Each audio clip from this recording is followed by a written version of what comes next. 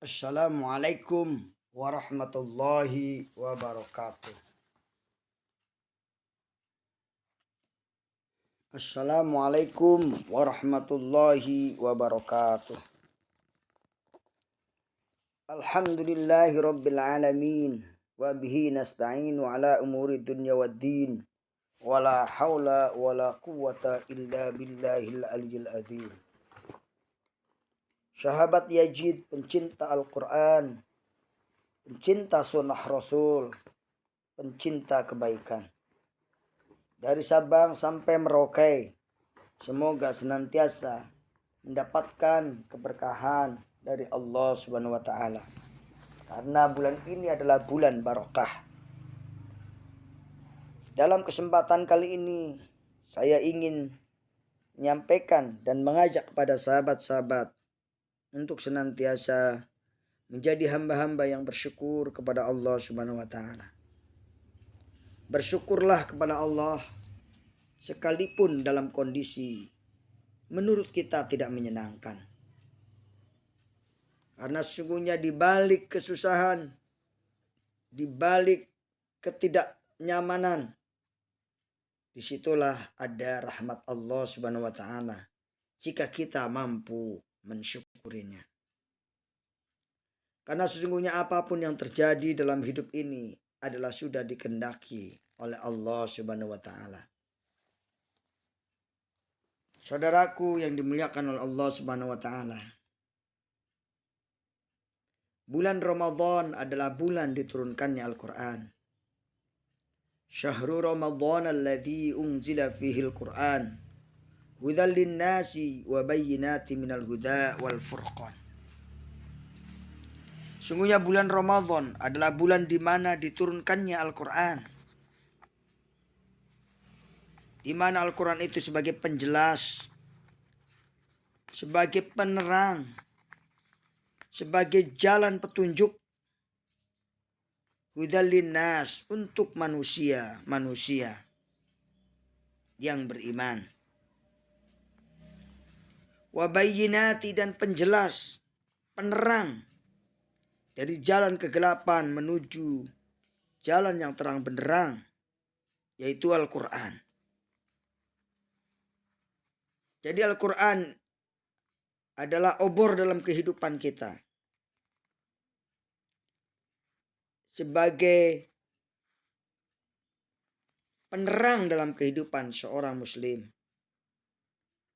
Lalu kenapa masih banyak yang tidak mampu membaca Al-Quran? Padahal membaca adalah tingkatan pertama yang harus dimiliki kemampuan kita dalam membaca Al-Quran.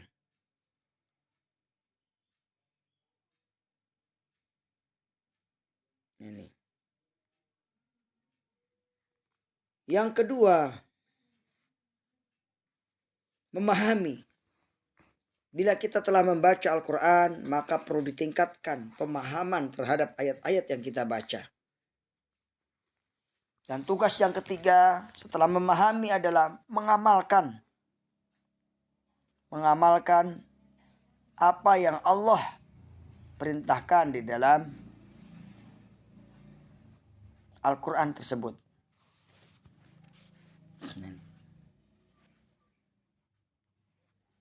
Ini adalah tahapan yang kedua. Tahapan kedua adalah setelah membaca Al-Quran, maka diwajibkan kita memahami apa yang kita baca. Setelah kita memahami apa yang kita baca, maka akan menjadikan nilai-nilai yang dapat kita ambil, nilai-nilai yang dapat melekat di dalam diri kita. Jadilah kita Al-Quran yang berjalan. Menjadi akhlak Quran. Sebagaimana sabda Aisyah radhiyallahu anha ketika ditanya oleh seorang sahabat, bagaimana akhlak Rasulullah? Kemudian Aisyah menjawab dengan tegas, kana khuluquhul Quran. Akhlak Rasulullah adalah Al-Quran. Bulan Ramadan adalah bulan turunnya Al-Quran, di mana Al-Quran menjadi petunjuk bagi manusia dan menjadi penjelas dari petunjuk dan menjadi pembeda. Karena sudah jelas, maka kita mampu membedakan mana yang halal, mana yang haram. Itu terdapat dalam Al-Quran. Barang siapa yang menyaksikan bulan Ramadan, maka hendaklah dia berpuasa di bulan Ramadan itu. Tapi barang siapa yang sakit atau dalam perjalanan, maka dia hendaknya menggantikan puasanya di hari-hari yang lain. Kenapa? Karena Allah ingin memudahkan kita dan tidak ingin mempersulit kita. Yuridullah bikumul yusra wala yuridu bikumul usra. Allah ingin memudahkan urusan kita dalam beribadah puasa ini. Jika sakit, jika dalam perjalanan, maka diperbolehkan membatalkan puasa, tetapi harus menggantinya di hari yang lain. Selain itu Allah memberikan perintah puasa juga sebagai walitukmilul iddata, untuk memenuhi hitungan dalam bulan-bulan. Walitukabbirullah, membesarkan Allah ala ma hadakum wa la'allakum tashkurun, agar kamu menjadi orang-orang yang bersyukur. Sehari pertama Al-Quran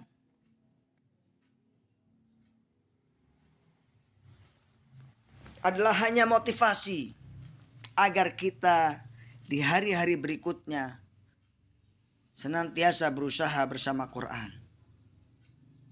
Agenda sehari bersama Al-Quran adalah agenda tahunan yang harus dikerjakan untuk memotivasi kita, mengingat kita bagaimana para sahabat berhubungan dengan Al-Quran.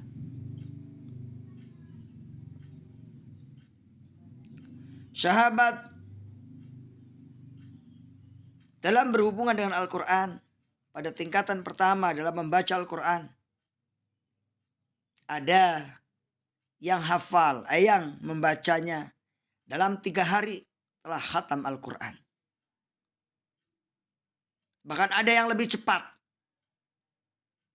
Dan semua itu adalah sebagai contoh bagi kita bahwa para sahabat Rasulullah seperti Abu Bakar, Umar, Utsman, Ali alaihissalam, semuanya, Ali karamallahu wajhah, semuanya mereka adalah orang-orang yang dekat dengan firman Allah atau Al-Quran.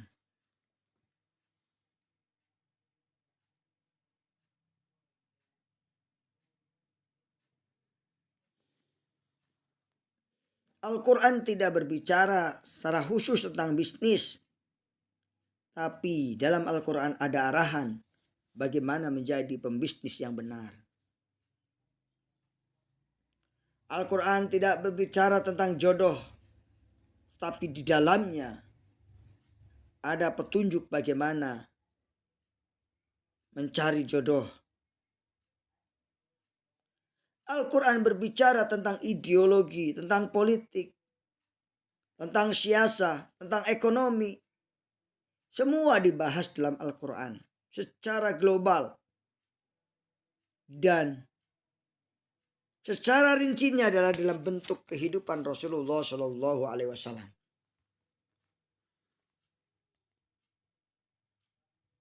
Oleh karena itu, wariskanlah Al-Quran ini kepada generasi penerus kita, agar mendapatkan nilai-nilai di dalam Al-Quran itu sendiri. Maka tugas pertama adalah yatlu alaihim ayatihi, membacakan ayat-ayat kepada mereka. Kemudian baru wayuzakkihim, dan membersihkan hati-hati mereka. wa yu'allimuhumul kitab, dan mengajarkan kitab Al-Quran, wal hikmah, dan akhlak yang baik tentunya. Saudaraku yang dimuliakan oleh Allah Subhanahu wa taala.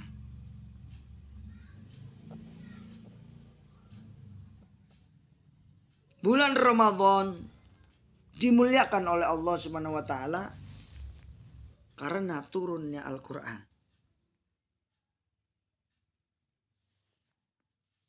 Al-Quran turun pertama kali pada tanggal 17 Ramadan, di mana Nabi Muhammad SAW sedang berkholwat di Gua Hira.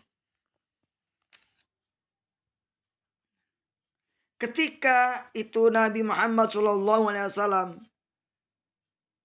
mendapatkan wahyu dari Allah, surat, yaitu surat Al-Alaq, artinya segumpal darah. Di mana dalam surat Al-Alaq ini membahas tentang bagaimana ciptakannya manusia, dari apa asal usulnya diciptakannya manusia.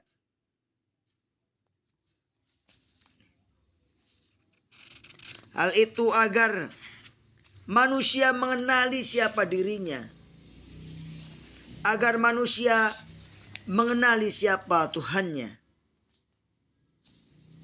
agar manusia memahami apa tugasnya,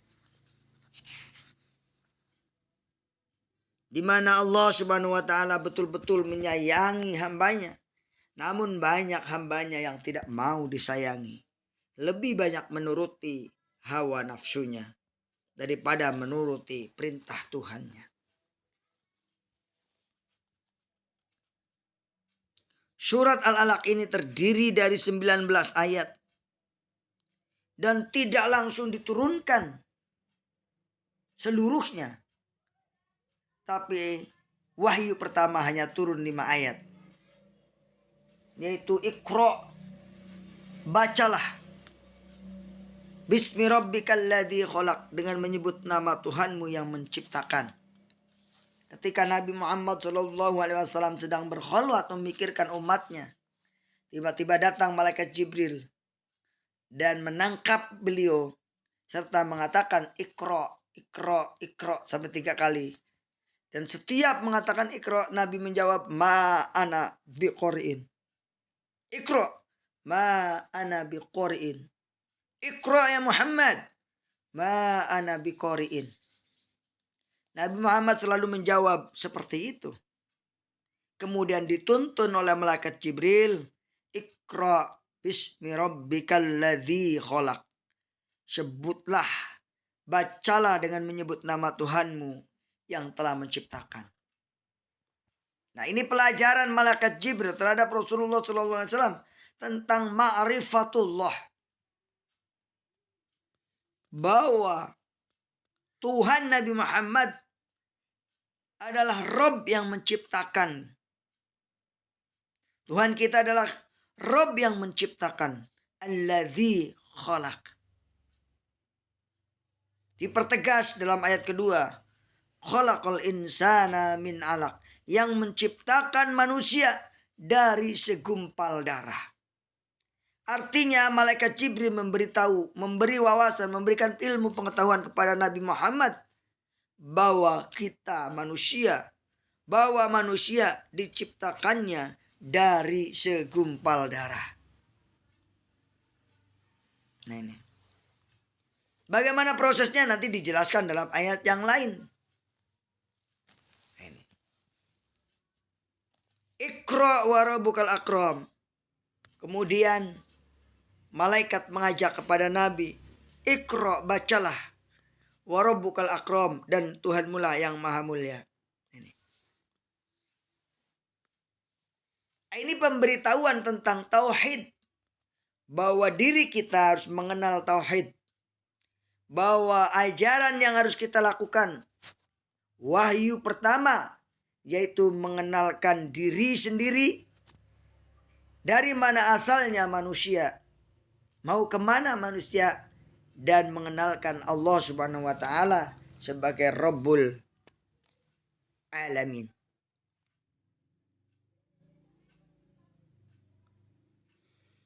Alladzi 'allama bil qalam. Dan Allah yang mengajarkan manusia dengan kolam, dengan pena. Jadi yang ngajarin Nabi Muhammad SAW langsung Allah, yang mengajari manusia langsung Allah, yaitu dengan perantaraan pena. Maka kita selayaknya kemanapun kita berada, pena ada di kantong kita. Kenapa? Karena suatu saat ketika kita membutuhkan untuk menulis, ada penanya tersebut. Sahabat Yazid yang dimuliakan oleh Allah Subhanahu wa taala. Jadi Allah menjelaskan bahwa yang menciptakan, yang memberi ilmu manusia, yaitu Allah melalui perantaraan kolam atau pena. Allamal insana ma lam ya'lam, yang memberitahukan kepada manusia apa-apa yang belum diketahui. Apa-apa yang belum diketahui sama Allah dikasih tahu. Bahwa Allah Subhanahu wa taala memberikan ilmu pengetahuan kepada manusia apa yang belum dikasih tahu. Tetapi apakah manusia itu bersyukur? Kalla innal insana la yatgha. Tidaklah demikian, sungguhnya manusia malah yatgha, malah berpaling daripada Allah Subhanahu wa taala. Kenapa demikian? Karena melihat dirinya manusia tersebut adalah orang yang memiliki kemampuan. Anna Rabbahu taghna. Ar-ra'ahu staghna. Inna ila rabbika ruj'a. Sungguhnya engkau kembali kepada Allah Subhanahu wa taala. Ara'aita in kana, ara'aita alladhi yanha 'abdan idza shalla. Ara'aita in kana 'alal huda aw amara bit taqwa. Ara'aita in kadzdzaba wa tawalla. Alam ya'lam bi anna Allah yara. Kalla la illam yantahi lanasfam bin nasyah, nasyatin kadzibatin khati'ah, falyad'u nadiyah, sanad'u zabaniyah, kalla la tuti'hu wasyud waqtarib.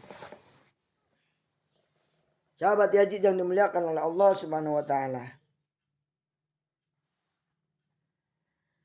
Jadi Allah menjelaskan bahwa Allah yang maha kaya, maha bijaksana, yang menciptakan manusia dari segumpal darah.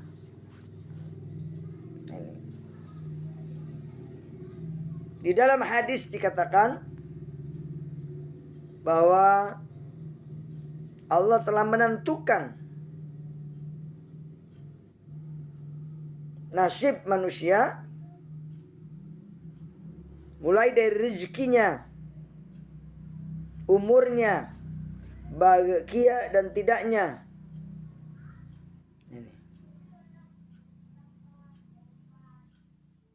Husnul khotimah atau tidak. Semua sudah Allah tentukan. Tetapi kita sebagai manusia hendaknya berusaha mengarahkan perbuatan-perbuatan diri kita menjadi perbuatan-perbuatan yang diridhoi oleh Allah Subhanahu wa taala. Bukan malah sebaliknya. Sahabat Yazid yang dimuliakan oleh Allah Subhanahu wa taala, kembali kepada Al-Qur'an. Sehari bersama Al-Quran. Ini adalah satu tema yang sangat relevan dengan kondisi orang-orang muslim, di mana pada akhir Ramadan bagi yang belum menghafal atau belum mencapai target membaca Al-Quran minimal 2 kali dalam 1 bulan tersebut, maka bisa mengejarnya di akhir-akhir dari hari di mana bulan Ramadan akan berakhir. 10 hari terakhir beriktikaf di musola atau di masjid dan membaca Al-Quran untuk mencapai target hafal 2 atau mencapai target menghatamkan Al-Quran minimal 2 juz dalam 1 bulan tersebut.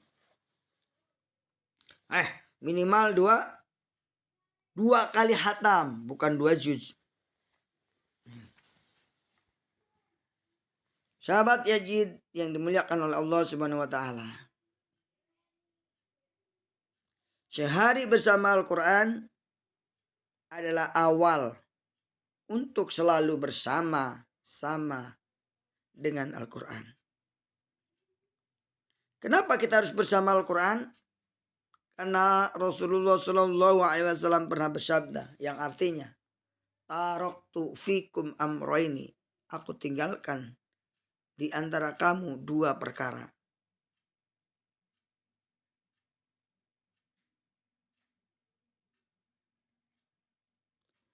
Aku tinggalkan 2 perkara, yaitu Al-Quran dan sunnah Rasul.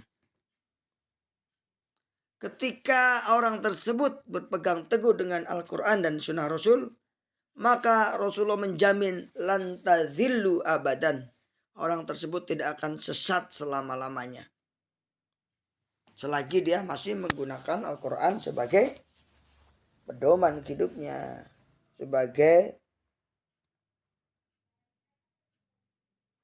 aturan yang dipakai dalam kehidupan sehari-hari.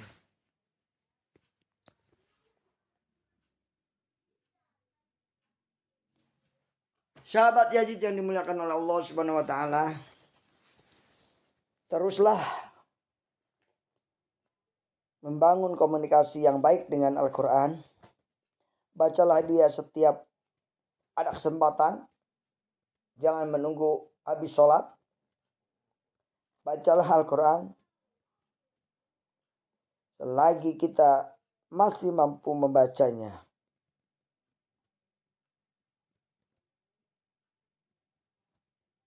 Dan bersyukurlah kepada Allah karena kita diberikan oleh Allah kemampuan untuk membaca Al-Quran.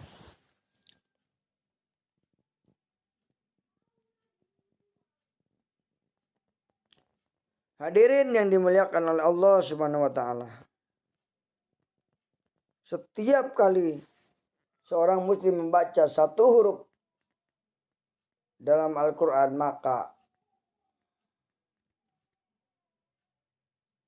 kita akan mendapatkan kebaikan-kebaikan dan mendapatkan rahmat dari Allah Subhanahu wa taala.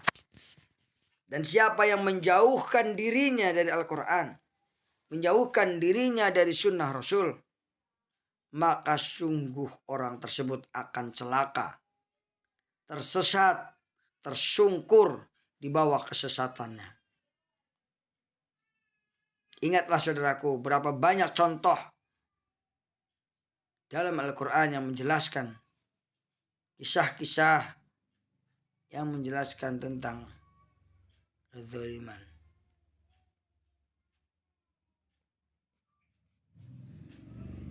Saudaraku yang dimuliakan oleh Allah Subhanahu wa taala, sampai di sini semoga bermanfaat. Jangan lupa, ayo belajar membaca Quran. Ayo mengaji. Ayo memahami Al-Quran. Ayo mengamalkan Al-Quran. Ayo mendakwahkan Al-Quran. Al-Quran jadilah bagian dari darah kita yang mengalir, yang senantiasa menjadikan kesehatan, keselamatan, dan kebahagiaan. Wallahul muwaffiq ila aqwamit thoriq. Wassalamualaikum warahmatullahi wabarakatuh. Sallallahu ala Muhammad. sallallahu alaihi wasallam. Sallallahu ala Muhammad. Ya Rabbi salli wa sallim.